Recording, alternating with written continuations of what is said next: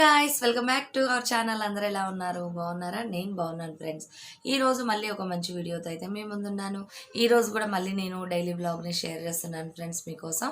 ఈ రోజు నేను చేసే యాక్టివిటీస్ అన్నీ కూడా మీతో షేర్ చేస్తాను. ఈరోజు ముఖ్యంగా నేను పైన డాబా మీద మొక్కలు ఉన్నాయి కదా, అవన్నిటిని కూడా వీడియో తీశాను. అవన్నీ కూడా ఈసారి ఫ్లవర్స్ అవన్నీ కూడా ఉన్నాయి. ఈసారి అయితే కొన్ని మొక్కలు అయితే కొంచెం అంటే సమ్మర్ కాబట్టి చనిపోయినాయి. ఈసారి కొన్ని కొత్త కలెక్షన్ తెద్దామనుకుంటున్నాను. కాకపోతే ఇప్పుడు ఎండలు ఎక్కువగా ఉన్నాయి. నేను డాబా మీద పెట్టాను కదా, అందుకోసం అని చెప్పేసి ఈ 4 రోజులు వెయిట్ చేస్తున్నాను. అందులోనూ ఇప్పుడు లాక్డౌన్ ఉంది కదా, బయటికి ఎట్టి వెళ్ళడానికి లేదు. ఎందుకులే రిస్క్ అని చెప్పేసి నేను కూడా వెళ్ళట్లేను. ముందు అయితే నేను చాలా మొక్కలు తీసుకొద్దాం అనుకుంటున్నాను. అవన్నీ కూడా మీతో షేర్ చేస్తాను. ఇప్పుడైతే ప్రజెంట్గా డైలీ వ్లాగ్ని షేర్ చేస్తున్నాను. ఈ వ్లాగ్ కనుక మీకు నచ్చినట్టయితే తప్పకుండా లైక్ చేయండి ఫ్రెండ్స్. ఎందుకంటే లైక్ చేస్తేనే వీడియోస్ వైరల్ అవుతాయట. ఆ విషయం ఇప్పుడే కొత్తగా కనుక్కున్నాను నేను. మరి తప్పకుండా చూసిన వాళ్ళు నచ్చితే తప్పకుండా లైక్ చేయండి, మర్చిపోవద్దు. ఎందుకంటే పర్వాలేదులే, ఏముంది లైక్ చేసినా చేయకపోయినా మనమైతే చూస్తున్నాం కదా, మనకైతే నచ్చింది కదా అని అనుకుంటున్నారు. అలా అనుకోవద్దు, తప్పకుండా లైక్ చేయండి. మరి స్టార్ట్ చేసేద్దాం వ్లాగ్ని. కొత్తగా ఎవరైనా మన ఛానల్ని చూస్తూ ఉంటే సబ్స్క్రైబ్ చేసుకొని పక్కన ఆల్ అనే ఆప్షన్ని ప్రెస్ చేయడం అస్సలు మర్చిపోవద్దు. సమ్మర్ కదండి, అసలు బాగా ఎండలు ఎక్కువగా ఉన్నాయి. ఇంట్లో పని చేయాలంటే చెమటలు, ఒళ్ళు మంట, అసలు చిరాకు పుడుతుంది. అయినా తప్పదు కదా, మనం చేసుకోవాలి, తినాలి, ఇంట్లో వాళ్ళకి పెట్టుకోవాలి. సరే మరి స్టార్ట్ చేసేద్దాం. కొంచెం మోటివేషన్గా మీకు అనిపిస్తుంది అని చెప్పి ఇప్పటికి ఒక 3 సార్లు అని ఉంటాను స్టార్ట్ చేద్దామని. సరే మరి ఇప్పుడైతే రియల్గా స్టార్ట్ చేసేద్దాం వ్లాగ్ని.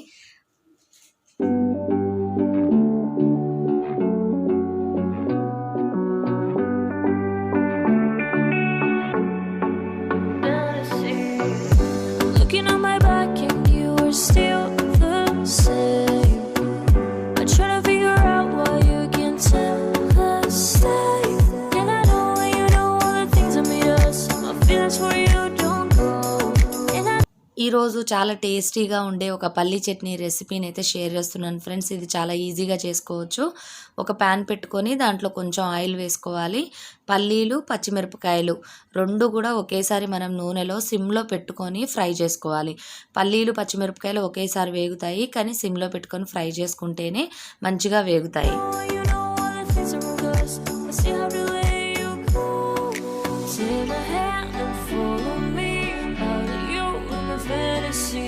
Something cool, just something sweet. Follow you on my fantasy. I'll be there, you'll be with me. Follow you on my fantasy. A place we need. ఇందాక మనం పల్లీలు వేయించుకున్నాం కదండి, దాంట్లో జీలకర్ర కానీ వెల్లుల్లిపాయలు కానీ ఏమి యాడ్ చేయలేదు. కొద్దిగా ఆయిల్, పల్లీలు, తర్వాత పల్లీలకి తగ్గట్టుగా పచ్చిమిరపకాయలు కొద్దిగా కారంగా ఉంటేనే చట్నీ బాగుంటుంది. ఎందుకంటే పల్లీలు తీయగా ఉంటాయి కదా కొద్దిగా, అందుకని. ఇప్పుడు నేను పల్లీలు చల్లారిపోయిన తర్వాత మిక్సీ జార్లో వేసుకున్నాను. కొద్దిగా సాల్ట్ వేసుకొని కొద్దిగా నీళ్లు పోసుకొని మెత్తగా పట్టుకోవాలి.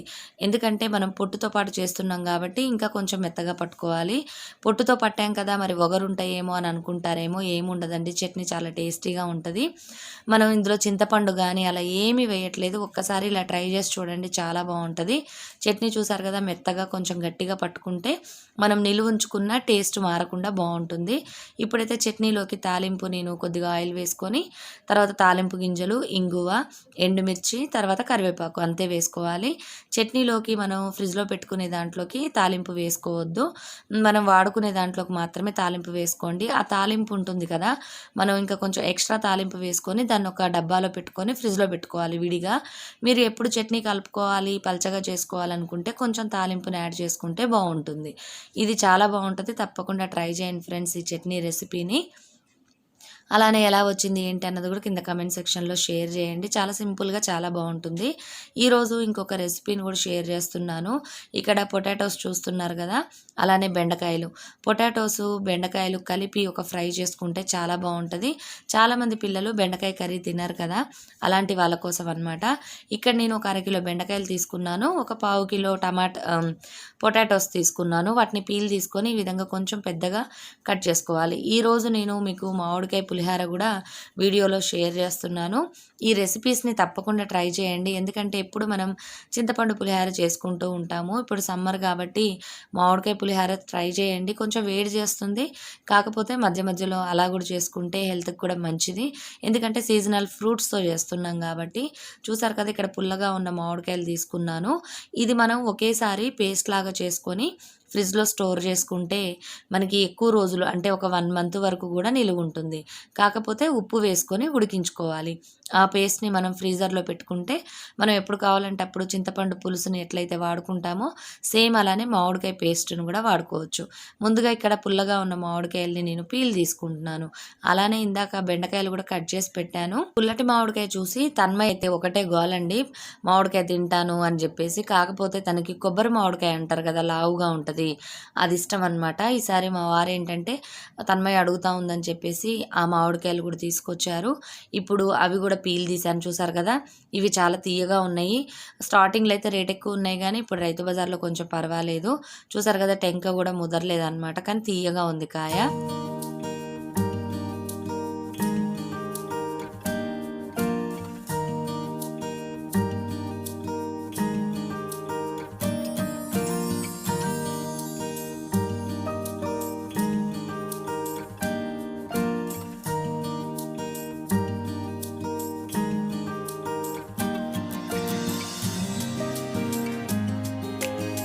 ఇప్పుడైతే మామిడికాయ పులిహారలోకి మామిడికాయ ముక్కలు సన్నగా కట్ చేసుకున్నాను, పచ్చిమిరపకాయలు కట్ చేసుకున్నాను.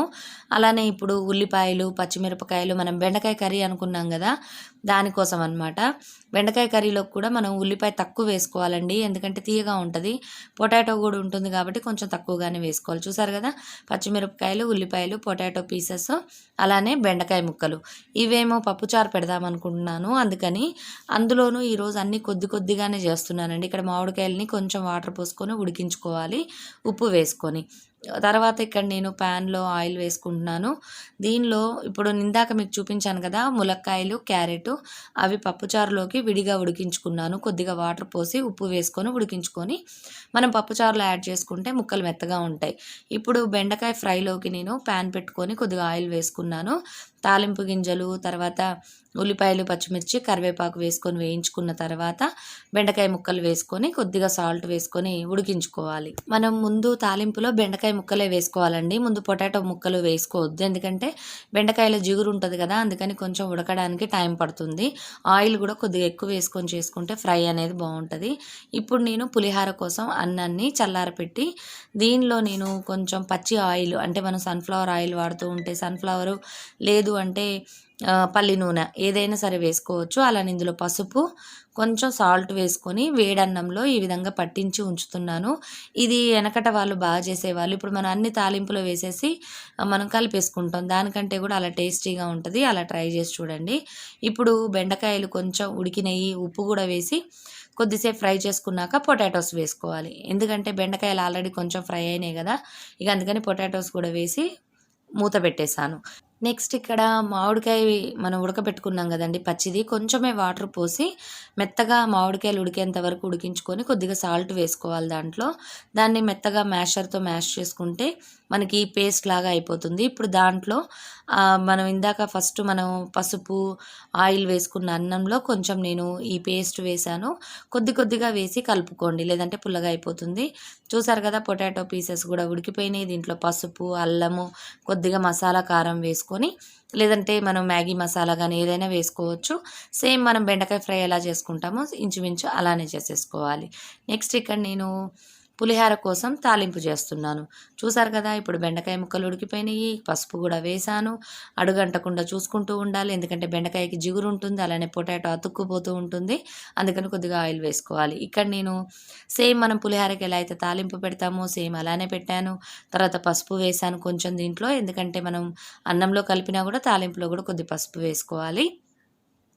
ఇందులో తాలింపు గింజలు, పల్లీలు, పచ్చిమిరపకాయలు, ఎండుమిర్చి, కరివేపాకు, ఇంగువ, మిరియాల పొడి ఇవి వేసి నేను తాలింపు పెట్టుకున్నాను. చూసారు కదా, ఆయిల్ ఇందులో వేసుకొని మనం మిక్స్ చేసుకుంటే మామిడికాయ పులిహార రెడీ అయిపోతుంది. ఆల్రెడీ నేను లాస్ట్ ఇయర్ అంతకుముందు సంవత్సరం కూడా మీతో షేర్ చేశాను. ఈ మామిడికాయ పులిహారని పేస్ట్ని నేను చెప్పాను కదా 1 మంత్ వరకు వాడుకోవచ్చు. అలా నా పేస్ట్ ఉందనుకోండి పప్పులో కానీ ఎక్కడన్నా చింతపండు వాడే ప్లేసెస్లో కూడా వాడుకోవచ్చు మనం. ఇప్పుడైతే ఫైనల్గా బెండకాయ కర్రీ అలా అయిపోయింది. ఇక మేము భోజనాలు అయితే చేసేస్తున్నాము.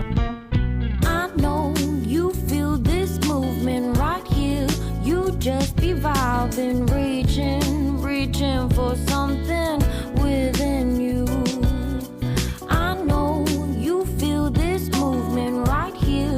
You just be vibing, reaching for something within you. I know you feel this movement right here. You just be vibing, reaching. చూసారు కదా, తన్మయ డాన్సులు వేసుకుంటూ నేను అన్నం తినిపిస్తే కానీ తినదండి. ఇప్పటికి కూడా స్కూల్కి వెళ్తే తప్ప మామూలుగా అయితే నేనే తినిపించాలి, లేకపోతే సరిగ్గా తినదు.